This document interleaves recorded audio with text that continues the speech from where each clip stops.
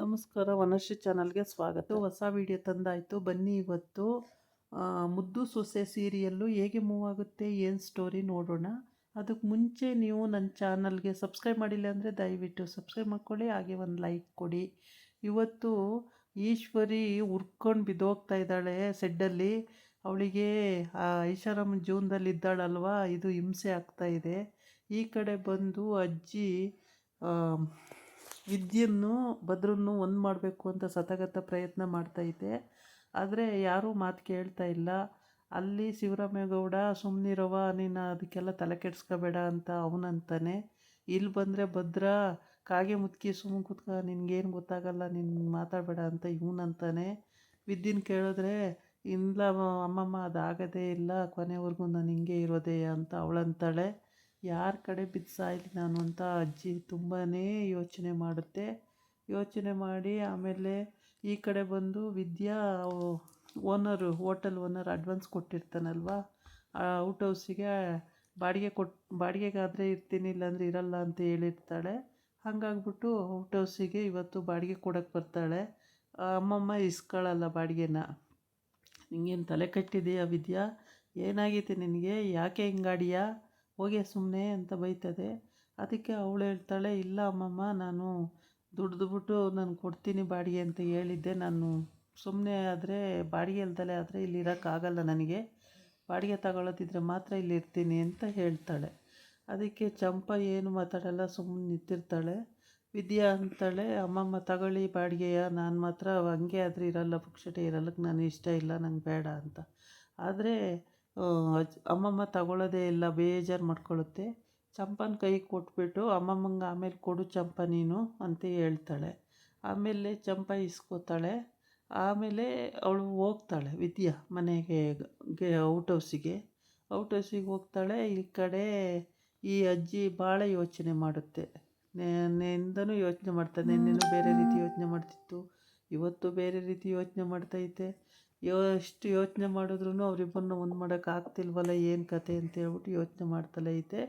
ಆದರೆ ವಿದ್ಯಾ ಅಷ್ಟು ಮಾತಾಡ್ಬಿಟ್ಟು ಅವಳ ಪಾಡಿಗಳು ಹೊರಟೋಗ್ತಾಳೆ. ಆಮೇಲೆ ಅಜ್ಜಿ ಎಲೆ ಇಟ್ಕೊಂಡಿರುತ್ತೆ, ಎಲೆ ಅಡಿಕೆ ಇಟ್ಕೊಂಡು ಅವ್ರು ಹಾಕ್ಕೊತಾರೆ. ಹಾಕ್ಕೊಳ್ಳೋಕ್ಕೆ ಎಲೆ ಅಡಿಕೆ ಇಟ್ಕೊಂಡಿರುತ್ತೆ. ಆಮೇಲೆ ಚಂಪಾ ಕೈಲಿ ದುಡ್ಡು ಕೊಡ್ತಾಳೆ ವಿದ್ಯಾ. ಚಂಪಾ ಇಟ್ಕೊಂಡಿರ್ತಾಳೆ ಅಲ್ಲಿ. ಅಜ್ಜಿ ಆಮೇಲೆ ಏನು ಮಾಡುತ್ತೆ, ಅಜ್ಜಿ ಮನೆಗೆ ಹೋಗುತ್ತೆ. ಮನೆಗೆ ಹೋಗಿ ಚಂಪಾ ಮತ್ತು ಪುಕ್ಷಟೆ ಎಲ್ಲರನ್ನೂ ಕರ್ಕೊಂಡು ನಡಿರೋ ವಿದ್ಯಾ ಮತ್ತು ಭದ್ರನ ಮನೆಗೆ ಔಟ್ ಹೌಸಿಗೆ ಹೋಗ್ಬರೋಣ ಅಂತ ಹೋಗುತ್ತೆ. ಬೇಡ ಸುಮ್ಮನಿರು ಇಷ್ಟೊತ್ತಲ್ಲಿ ಅಂದರೆ ಕೇಳೋದೇ ಇಲ್ಲ ಅಂತ ಹೋಗಿ ಬಾಗಿಲು ದಡ ದಡ ದಡ ದಡ ಅಂತ ಬಾಗಿಲು ತಟ್ತಾರೆ. ಆಮೇಲೆ ಇವರು ಆ ಕಡೆ ಒಬ್ರು ಈ ಕಡೆ ಒಬ್ರು ಹಾಸಿಗೆ ಮಲಗಿರ್ತಾರೆ. ಅದಕ್ಕೆ ಮುಂಚೆ ವಿದ್ಯಾ ಕೆಲಸ ಮಾಡಿರ್ತಾಳೆ, ಕಾಲೇಜಿಗೆ ಹೋಗಿರ್ತಾಳೆ, ಮನೆಗೆ ಬಂದಿರ್ತಾಳಲ್ಲ, ಕಾಲು ಪಾಪ ಬಸ್ರಿ ಇರೋದ್ರಿಂದ ಕಾಲು ಎಳಿತಾ ಇರ್ತವೆ, ತುಂಬ ನೋವು ತಿಂತಿರ್ತಾಳೆ. ಹಂಗಾಗ್ಬಿಟ್ಟು ಕಾಲು ಎಳಿತಾವಲ್ಲ ಅಂತೇಳಿ ಮಲ್ಕೋತಾಳೆ. ಕಾಲಿಗೆ ಆಯಿಂಟ್ಮೆಂಟ್ ಹಚ್ಕೊಂಡು ಮಸಾಜ್ ಮಾಡ್ಕೋತಾ ಇರ್ತಾಳೆ. ಅದನ್ನು ಅವನು ಫೋನಲ್ಲಿ ಮಾತಾಡ್ತಾ ಇರ್ತಾನೆ. ಭದ್ರ ಆ ಕಡೆ ತಿರ್ಕೊಂಡು ಏನು ಮಾಡ್ತಿದ್ದಾಳೆ ಅಂತ ಈ ಕಡೆ ತಿರ್ಗಿ ನೋಡ್ತಾನೆ. ಅವಳು ಕಾಲಿಗೆ ಮಸಾಜ್ ಮಾಡ್ತಿರೋದನ್ನ ನೋಡಿಬಿಟ್ಟು ಆಮೇಲೆ ಅದು ಯಾರಿಗೂ ಫ್ರೆಂಡಿಗೆ ಆಮೇಲೆ ಮಾಡ್ತೀನಿ ಬಿಡು ಫೋನು ಇಡು ಅಂತೇಳಿ ಇಡಿಸಿ ಈ ಕಡೆ ನೋಡ್ತಾನೆ ಒಂದು ಸಲ. ಆಮೇಲೆ ಸುಳ್ಳು ಹೇಳೋದ್ರಲ್ಲ ಇವರು ಎಂಥ ಜನ, ಸುಳ್ಳು ಹೇಳಿ ಸಂಸಾರ ಹಾಳು ಮಾಡಿಬಿಟ್ರಲ್ಲ ಅಂತೇಳ್ಬಿಟ್ಟು ಮತ್ತೆ ಸಿಟ್ಟು ಬರುತ್ತೆ ಅವನಿಗೆ. ಮತ್ತೆ ಏನಾರ ಮಡಿಕೆ ಸಾಯಲಿ ಅಂತಲೇ ಸುಮ್ಮನಾಗ್ತಾನೆ. ಆಮೇಲೆ ಅವನು ಆ ಕಡೆ ಹಾಸಿಗೆ ಮಲಗಿರ್ತಾನೆ, ಇವಳು ಈ ಕಡೆ ಹಾಸಿಗೆ ಮಲಗಿರ್ತಾಳೆ. ಅಷ್ಟೊತ್ತಿಗೆ ಇನ್ನೂ ಅವನು ಮಂಗೇ ಇರಲ್ಲ ಹೇಳ್ಬೇಕಂದ್ರೆ.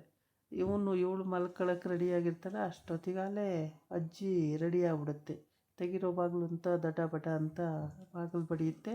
ಆಮೇಲೆ ಭದ್ರ ಹೋಗಿ ಬಾಗಿಲು ತೆಗಿತಾನೆ. ಬಾಗಿಲು ತೆಗೆದ ತಕ್ಷಣ ಓಡಿ ಬಂದು ವಿದ್ಯುನ್ ಪಕ್ಕ ನಿಂತ್ಕೊಂಡು, ಏನರು ನಿಮ್ಮದು ಅವತಾರ, ಈ ಇಬ್ಬರನ್ನು ಮದುವೆ ಮಾಡಿರುತ್ತೆ ಅಂತಕ್ಕೆ ಬೇರೆ ಬೇರೆ ಮನ್ಕೊಳ್ಳೋಕೆ ಏನು ಅವತಾರ ಆಡ್ತಿದ್ದೀರ ನೀವು, ನಿಮಗೆ ನಾಚಿಕೆ ಆಗೋಲ್ವ ನಿಮ್ಮ ಯೋಗ್ಯತೆಗೆ, ಹಂಗೆ ಹಿಂಗೆ ಅಂತೆಲ್ಲ ಬೈತದೆ.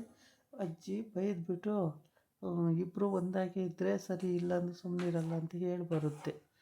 ಆಮೇಲೆ ಈ ಕಡೆ ವಿದ್ಯಾ ಏನು ಮಾತಾಡಲ್ಲ, ಸುಮ್ಮನಿರ್ತಾಳೆ. ಅವಳು ಪ್ರೆಗ್ನೆಂಟು ಅಂತ ಅಜ್ಜಿಗೆ ಗೊತ್ತಿರುತ್ತೆ. ಆದ್ರೂ ಅಜ್ಜಿ ಒಂದಾದರೆ ಒಳ್ಳೇದಲ್ವ ಅಂತ ಪಾಪ ಅದು ಸತಗತ ಪ್ರಯತ್ನ ಪಡುತ್ತೆ. ಆದರೆ ಇಲ್ಲಿ ಇಬ್ಬರೂ ಅವನು ಬಗ್ಗಲ್ಲ, ಇವಳು ಬಗ್ಗಲ್ಲ. ಹೀಗಾಗಿತ್ತು ಇವತ್ತಿನ ವಿಡಿಯೋ. ನಾಳೆ ಇನ್ನೊಂದು ವಿಡಿಯೋ ಜೊತೆ ಬರ್ತೀನಿ. ನಮಸ್ಕಾರ.